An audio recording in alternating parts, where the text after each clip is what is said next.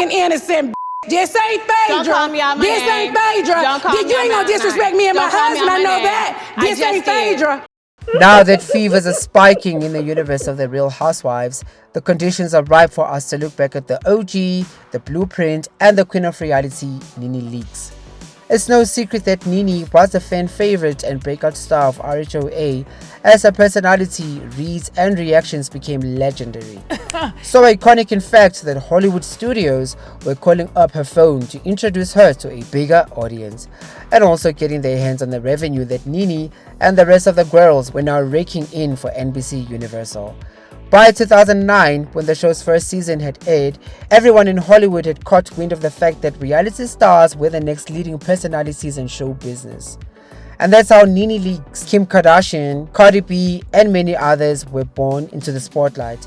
But while Kim and Cardi have been able to maintain and grow their fame and wealth over time since the explosive arrival of reality shows in the late 2000s, Nene has sort of disappeared. And a career that skyrocketed from nowhere to the upper echelons of Hollywood has now, for the most part, fizzled out. And by fizzling out, it's not a read to Nene. She was once unstoppable, and that's what we are here to address. Even if you get mad, even if you get offended, so what you gonna do? Because I guarantee you can't beat me out. Makes one wonder, had she been of a different hue, can you imagine the stacks Linnethia would have racked up over the years? With her impact on pop culture, her undisputed position as the queen of memes alongside Wendy Williams and Tiffany Pollard, and the amounts of revenue she has generated for NBC Universal, it's not hard to see how Nene influenced a whole generation of entertainers. These shows are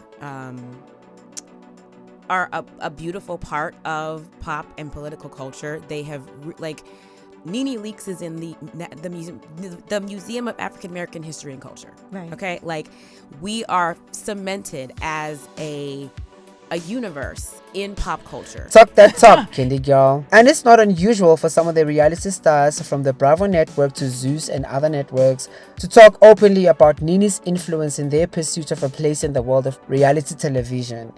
And why wouldn't they? Reality TV has proven to be a lucrative industry, with top shows earning millions of dollars in advertising revenue, sponsorships, and syndication deals. At some point, The Real Housewives of Atlanta was bringing in 5 million viewers per episode. That's pretty big business. 5 million. What season was that? Season 6. Season 6, and this is season what? 15. And they 500. That's a difference, isn't it? Wow, what a big difference. Okay, 5,500,000. Nene herself has talked about how when RHOA first came around, the Kardashians were not even a thing back then. So you know the girl started a thing from the ground up. And maybe that's why Cynthia 50 Cent Bailey was fangirling the first time she met Nene Leakes. Did you know who she was? I did not. Mm-mm. Okay. I'd never heard of her before. She was a supermodel. I still had not heard of her. The only supermodels I had heard of was Naomi and Tyra and maybe a couple other black girls, Beverly, but I had never heard of Cynthia. Okay. She was on the Cosby Show too. I didn't see it. Okay. Messy. That's messy? Yes! Right, and there are those who see Nene's confidence as threatening.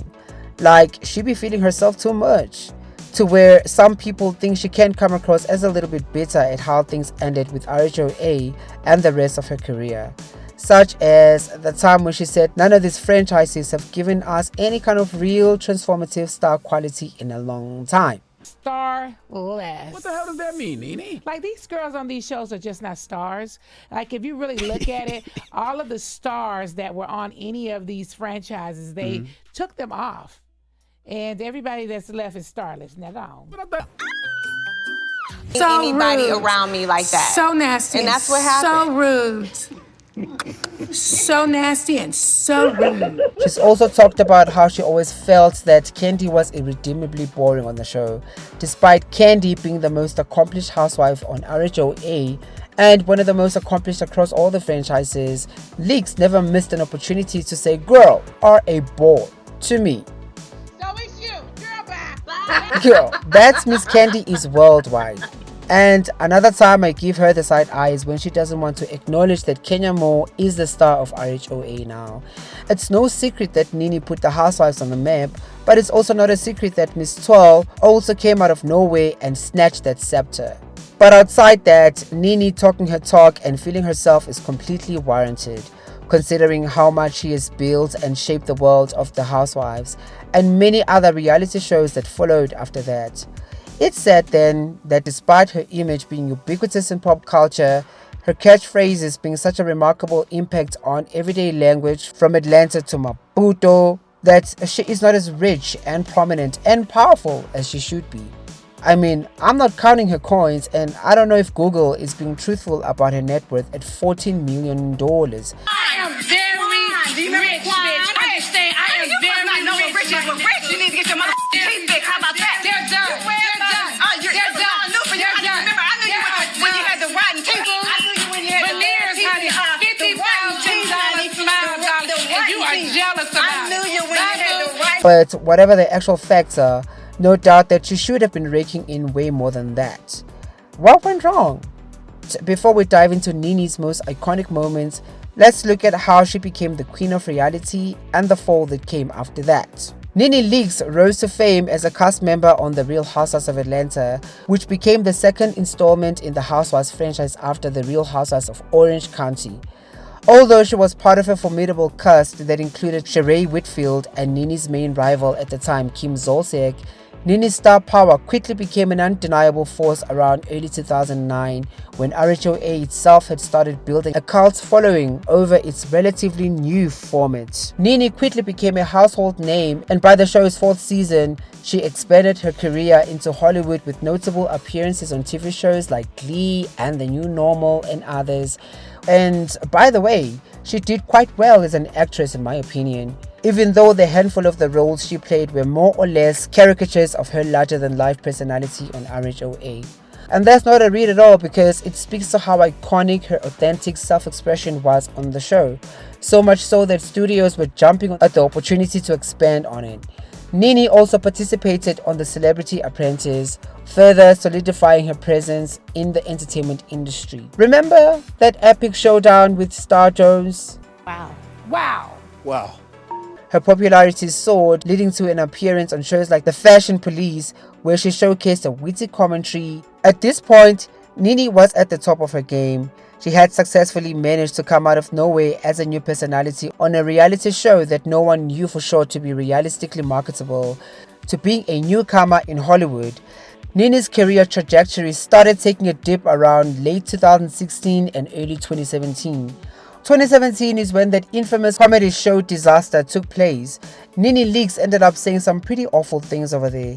She later apologized, but I think the piling up of negative publicity wasn't really helping her cause. Let's go a couple of years before this point. After taking a break from RHOA to focus on her other ventures, including acting and entrepreneurship, her personal life underwent personal challenges, most notably her late husband Gregg's battle with cancer and eventual passing. This contributed to a shift in Nene's storyline on the show, from a fun and bubbly character to someone dealing with and more serious issues. And just like that, her initial success and widespread recognition began taking a sharp and fast plunge. Her Hollywood opportunities became less and less frequent. The lawsuit against Bravo sealed her fate as someone whose rise was now a fall. And coupled with notable changes in her dynamic, her personality and attitude, the many problems we are now finding out about the network, it started becoming clear that Nene, RHOA's breakout star and the icon of reality TV, was no longer the darling of the universe she helped to build. What's the tea? What really happened? We are getting into it. Comment down below, like and share this video to bump us up in the algorithm, and subscribe to the channel for more. Welcome back to the QUENCH channel, and welcome to the mesmerizing rise of Nene Leakes as a pop culture icon. I think when Nene took a break to focus on her Hollywood career, that is when the biggest shift actually took place. It was now 2 seasons into Kenya and Porsha, and the girls had completely shifted the show's focus and dynamic, meaning production was now relying less and less on Nene. These factors, combined with changes in her public image and the evolving landscape of reality TV, led to a decline in her prominence in the entertainment industry. Nene came back to take a spot on the show. It was now sort of back to business. Although things weren't quite the same now, because to some degree the girls could see her return as proof that things didn't work out as well as hoped in Hollywood. And at this time, bubbly Porsha became a fan favorite, in part thanks to Kenya's villain edit. But the final nail in the coffin was definitely when Nene lost control and physically assaulted RHOA production staff. Her feud with production was escalating. We began to see less and less of her on the show that season, meaning her presence was being limited, and that affected her overall check. And when she allegedly tried blocking Kenya from returning to the show, that didn't find favor with the producers and signaled to Nene that she had lost her power on the show.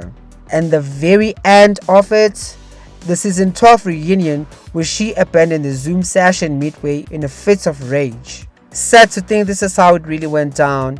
On the one hand, was she forced out by Bravo despite her contributions to the franchise and format? And was that very equitable? Browse through the court documents of the lawsuit to get an idea. But on the other hand, did fame get to her head? Was it a combination of both and other things we don't even know? Comment down below, like and share this video, and subscribe to the channel. Thank you for stopping by and watching until the end. Until next time, bye.